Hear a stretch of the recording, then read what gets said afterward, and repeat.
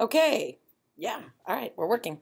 All right. So this is wrong. This should be section 3. Oh, typo. Damn it. All right. World War I becomes a global conflict. So this is war affecting the world, right? It should be section 3. Yes. We start with the Gallipoli campaign. And the Gallipoli campaign is on the Gallipoli Peninsula, which sticks out through the Strait of Dardanelles, which leads the Strait of Dardanelles, if you can get through that, goes past Constantinople and leads into the Black Sea. And, of course, that is owned by, well, actually, it wasn't Constantinople, it was Istanbul. Yeah, sing the song, go ahead.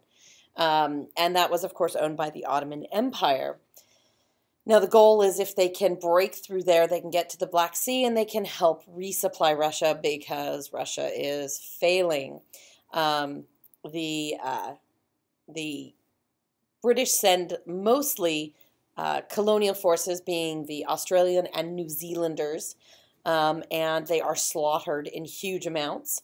The effort ends in a very costly Allied defeat, and by May there is another stalemate, just now, in the Ottoman Empire.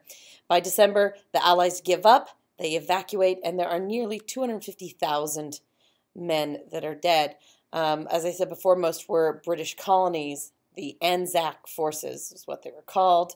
And a lot of them, after this, felt that they had been treated like, expendable diversionary tactics and not as valuable as British soldiers, and that their lives had been wasted to preserve British soldiers. So here you've, oh yeah, no clicker. You can see in the upper left-hand corner of the box exactly where that's located. There is Istanbul trying to get through there. There is the Strait of Dardanelles, that yellow line, and that little piece, kind of that little green piece right there underneath the N in Dardanelles, that is the peninsula of Gallipoli. So this is Anzac Cove today. It is a battlefield memorial, and you can go there. There you go. Okay. No, the question I always get is, why didn't they just sail up? Well, they had mined the water, so you couldn't.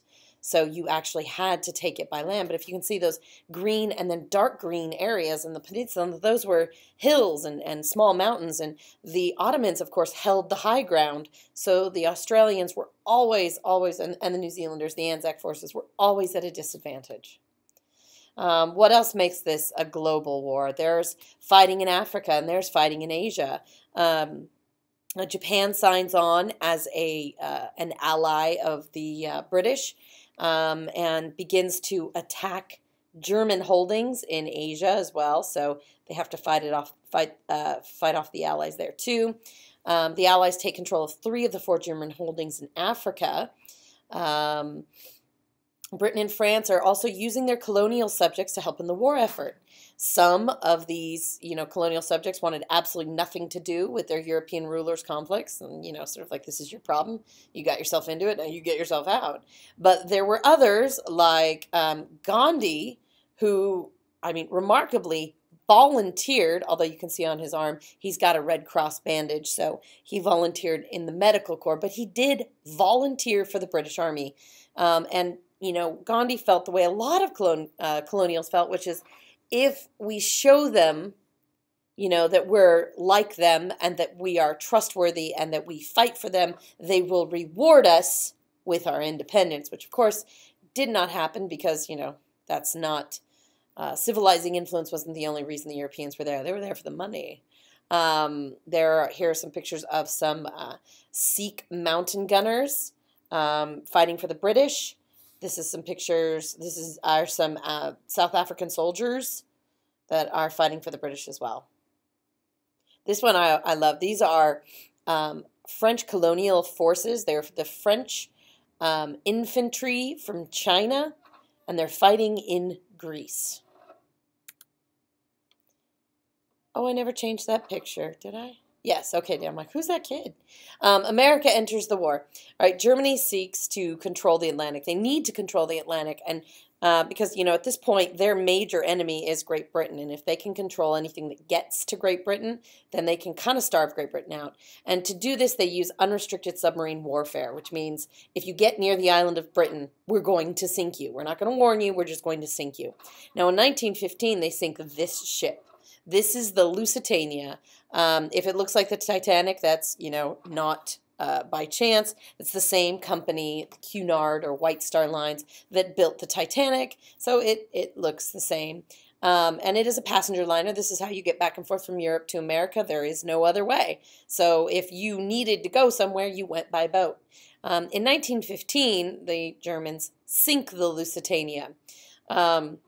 Now, this angers most of the world, and by most of the world, I mean, Western allies in the United States, because we start screaming this was a passenger liner, you sank civilians, you're targeting civilians, and Germany says, no, there were weapons on board, we had reports of weapons on board, and, till about the 1990s, it was their word versus our word, and nobody knew, there was none the wiser. However, in I want to say it's the late 1990s, after he discovered the Titanic, a dude named Bob Ballard went and found the Lusitania and explored it and discovered that, yes, actually there was two big, huge holes far away from each other, which corroborated with witnesses or eyewitness accounts that said, there was a torpedo, there was an explosion, and then a few seconds later, there was a second, much larger explosion, which was probably the ammunition that was being smuggled to England blowing up in the hold. Because of that, the Lusitania sank in 15 minutes. There was, 1,198 people dead, and 128 of them were Americans, and some of them were prominent Americans, like Vanderbilt, which hopefully you remember a little bit from U.S. history in 8th grade. If not, you'll definitely hear about him next year. So we are irritated and we start preparing, but this doesn't necessarily mean that we are, instant presto, war, just add water. It actually takes us a long time. Why? Well, we have no army. We have no army at this point. So what the president has to do is the president calls for a declaration of war, tries to strengthen the Navy, and gets a new army of 500,000 men because we had basically no army. Now, of course, at this point, England is saying, just send over your boys. We'll teach them what they need to know. And the president is very, very adamant that we will not just send over our guys to be used by another nation. No, if we go over as our own army, controlled by our own generals. So that actually takes us a while. It takes us a while to sort of get our act together. First group to go over are called Pershing's Crusaders. They're under the command of General Pershing. If you've ever been downtown and there's Pershing Square, that's who it's named after. So propaganda posters start popping up in the United States. Wake up America. There's, I think the sinking Lusitania behind the lady representing America. Defeat the Kaisers and his U-boats. Halt the Hun. Of course, the only thing that can halt the Hun from attacking this woman and what appears to be her dead baby is this, strong and brave American soldier. The Lusitania sinking. And here is my all-time favorite. This has probably got to be one of the best propaganda posters ever. One word, enlist. And then you've got, of course, the young mother dressed in white, holding her newborn or infant and sinking to the bottom of the ocean. All right, so let's take a look at the German U-boats. September 1916 to April 1917. Every little dot is a ship that was sunk by a German U-boat. Now, in the very beginning, these weren't, you're thinking U-boats like sliding underwater, popping up, shooting people.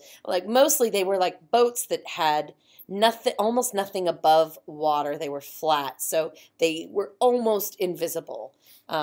U-boats like we think of didn't come along until World War II, but they were deadly. They were scary. You couldn't see them. You didn't know where they were, and then all of a sudden you're blown up. So you can see all the little dots, and of course, in between England and France, and the closer you get to England, the more dots they become. This is unrestricted submarine warfare in 1916, 1917. Now check out 1917, 1918. Lots more little dots, okay? Lots more ships being blown up.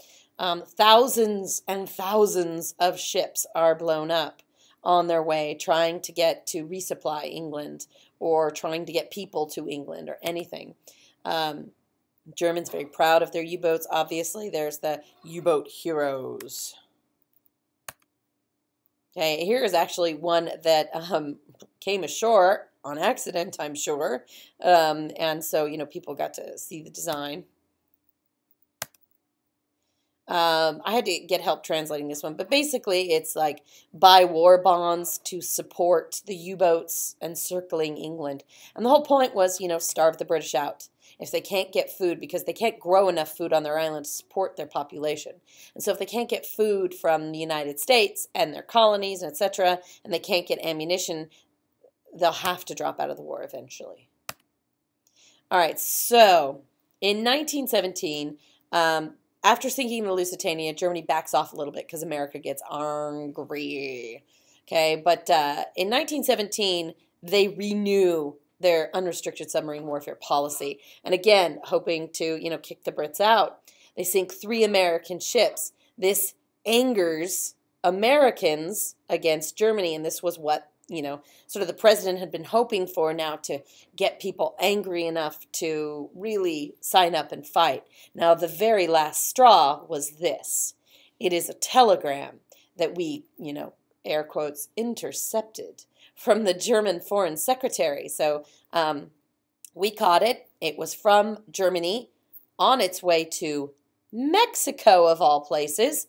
And when we find it, or when we translate it, we find that it says, Germany says to Mexico that if they ally themselves with Germany, and basically what they propose is to, if Mexico would just, you know, attack the United States and keep us distracted here at home so that we don't join the fight in Europe, then Germany is very close to defeating Great Britain, which is true.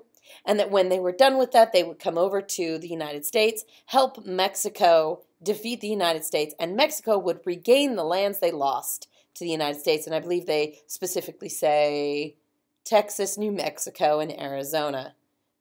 I don't know why anyone would want Texas anyways. But so essentially what they're doing is sending a note to our neighbor, asking our neighbor to attack us. I mean, they're inciting a war on our own continent, and that is pretty much the last straw for the United States, the one that broke the camel's back, as it were. And the United States declares war against Germany in April 1917, fully joining up with the Allies.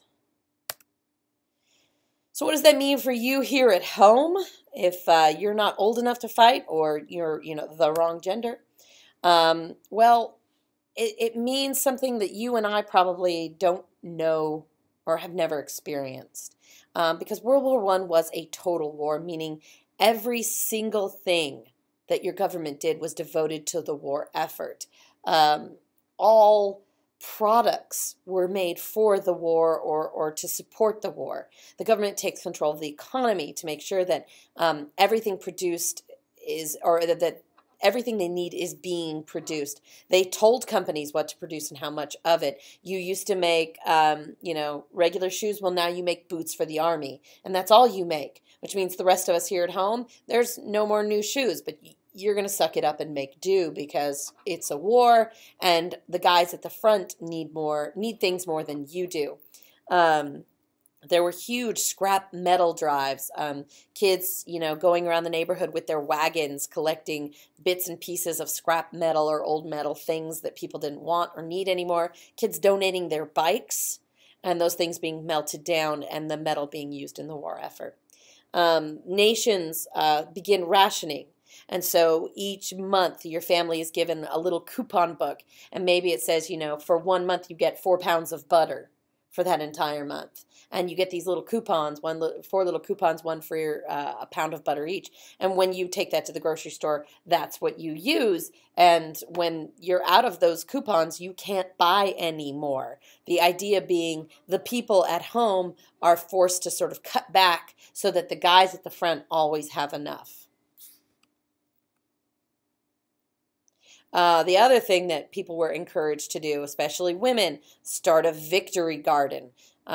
Grow your own food at home so that the food that the farmers were growing could go to the guys at the front. And then you were encouraged to, go ahead and can it to save it. So now's the time to do your bit and plan for the new food supply, canned and dried products.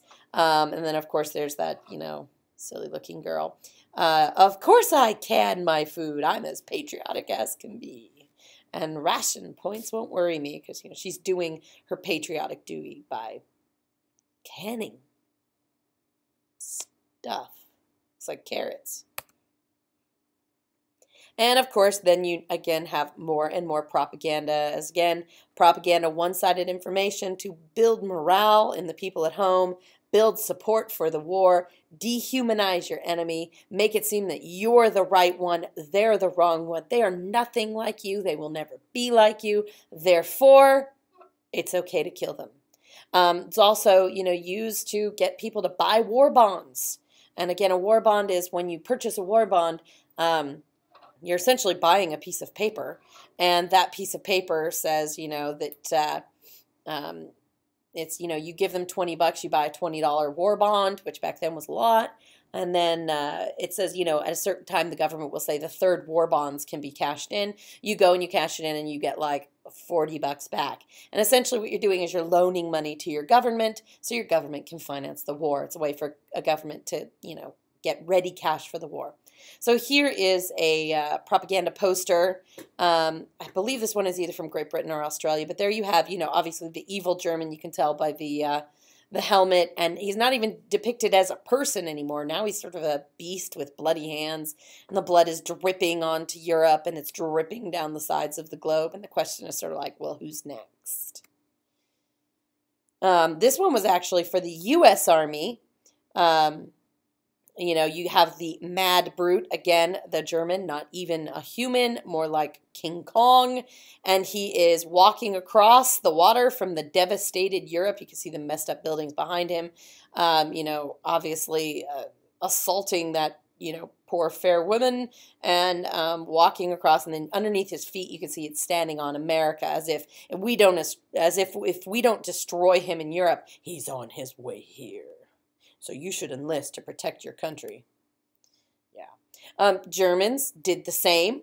This is creepy. This is, think of your children is what it says. And this is the British snake. And you can tell it's the British because that's the hat that they would wear. And the snake is wrapping itself around this poor chubby little baby. It's stolen its bottle of milk and is pouring it out.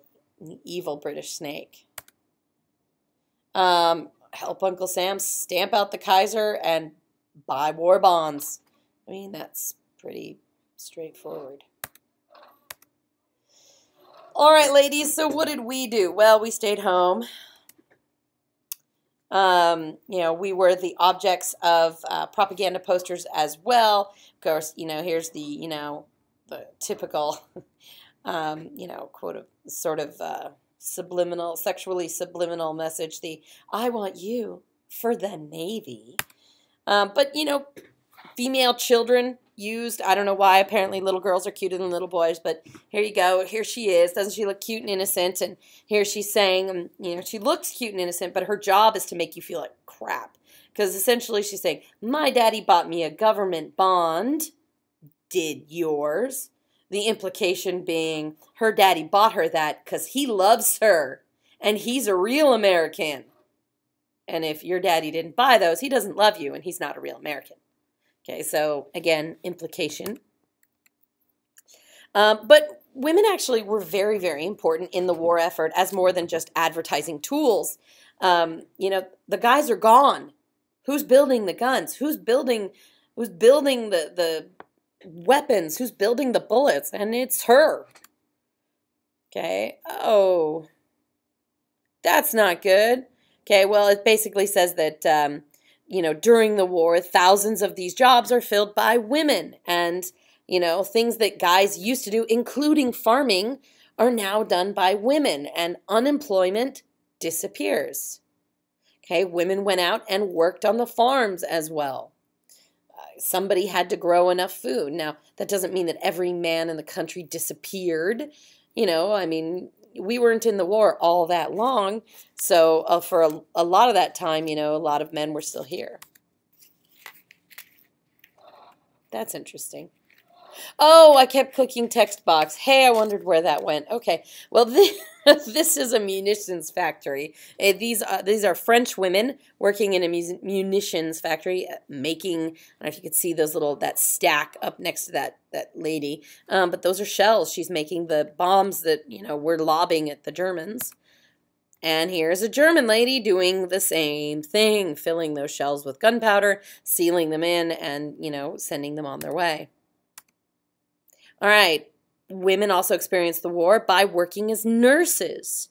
Okay, World War I is one of the first times that women are in the Red Cross. They are working as nurses and assistants to doctors and, helping the wounded and the sick. And so this is, I love this. Okay, so this is a poster for a ambulance driver for the British Red Cross.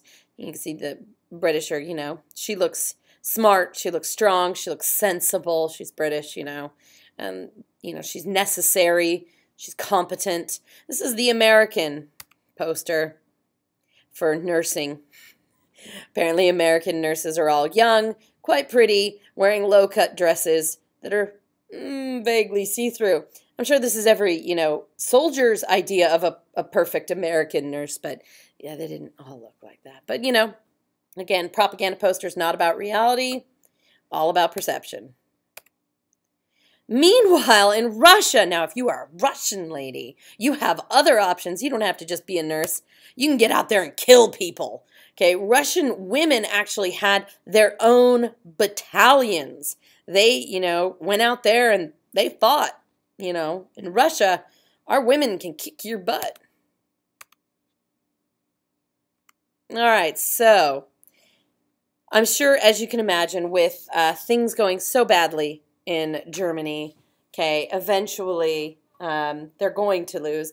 But what really is sort of shocking to everybody is Russia withdraws from the war.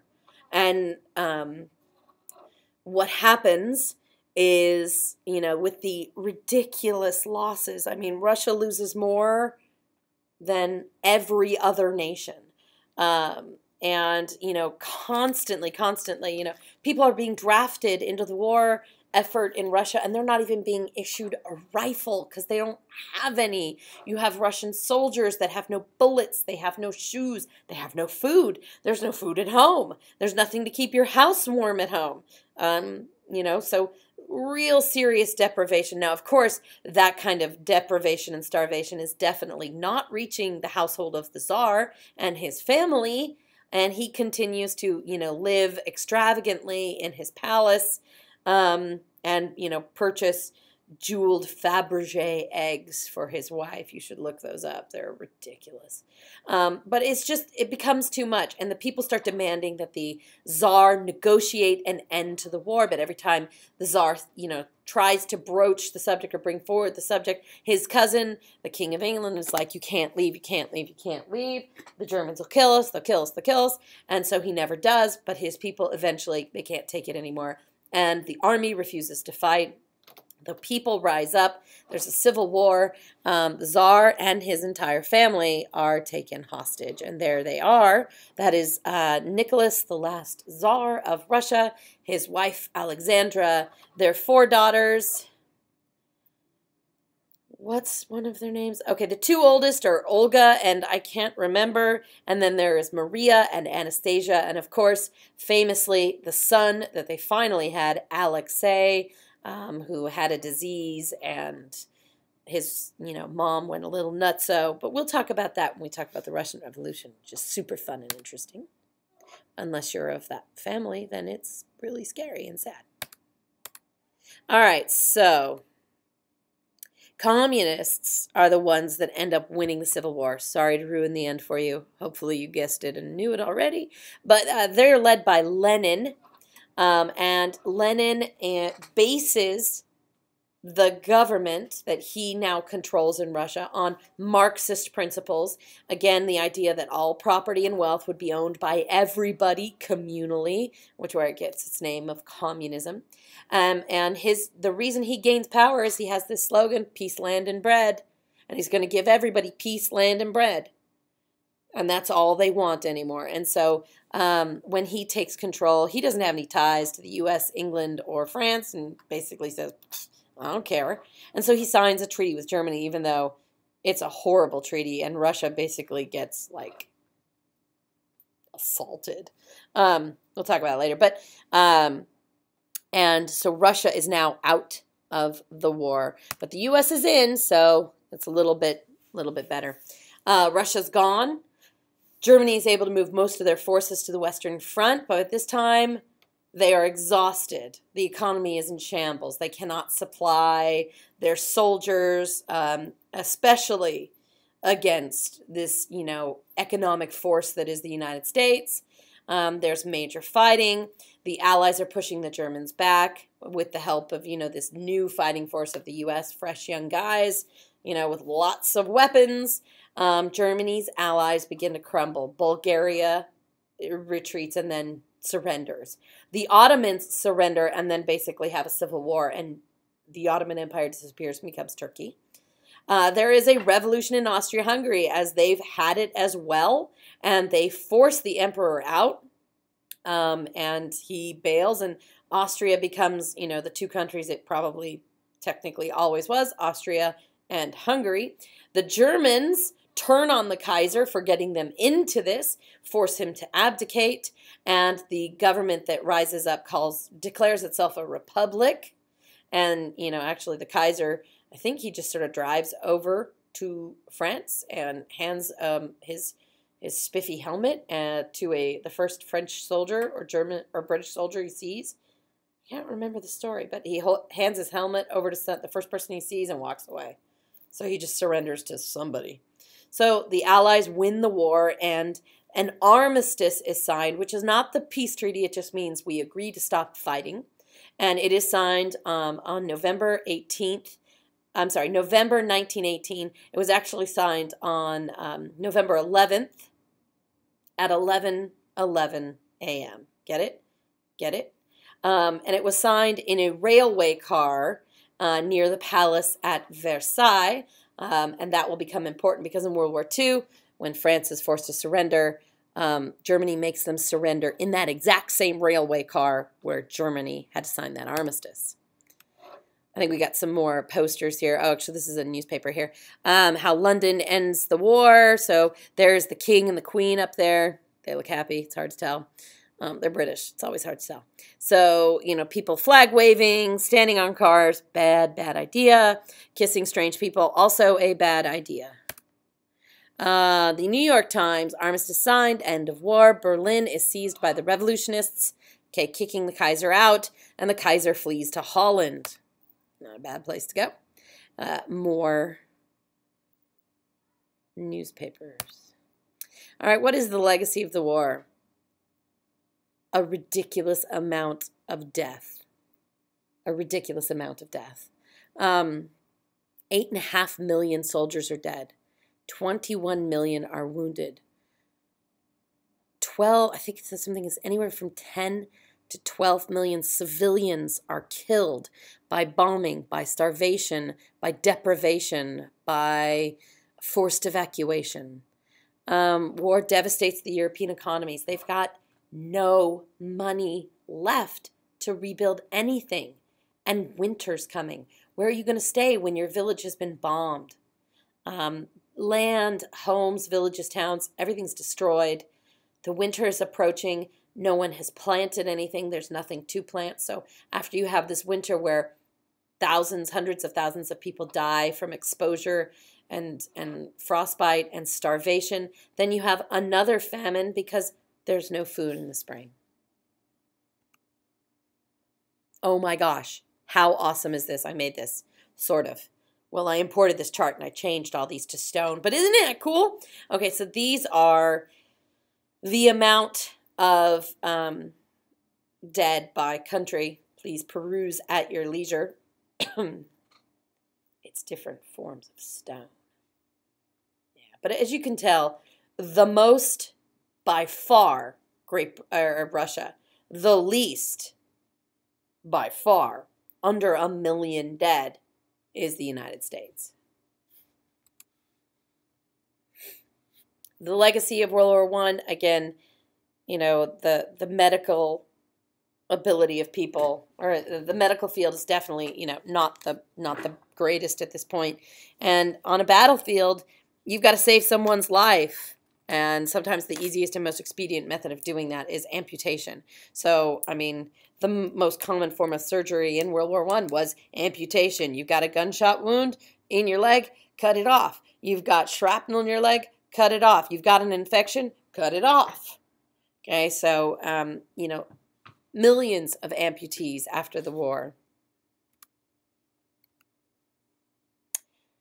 And people, that was so speedy. That's it. I'm done. You're done. We're done. It's done. The internet is dead after this. Don't search anything else. Unless you want to search Fabergé eggs, which are awesome and really weird and crazy and retardedly expensive. And the fact that he's giving these eggs to his wife, the Tsar that is, every Easter while millions of his people are starving is mind-blowing. Fabergé, F-A-B-R-E-G-E, Fabergé? It's the name of the jeweler. Anyways, there it is. There it is.